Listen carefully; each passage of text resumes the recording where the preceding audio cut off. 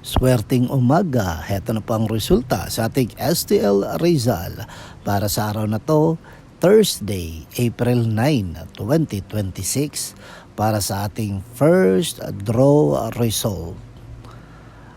Ihanda yun ang mga STL tickets nyo at heto na, ibibigay ko na ang resulta sa umaga. At ang resulta sa ating STL Rizal first draw result ay ang mga kombinasyong ito.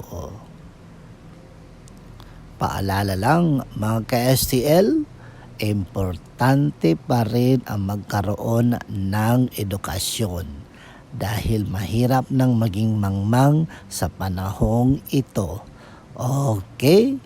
Don't forget to subscribe, Purple Green TV.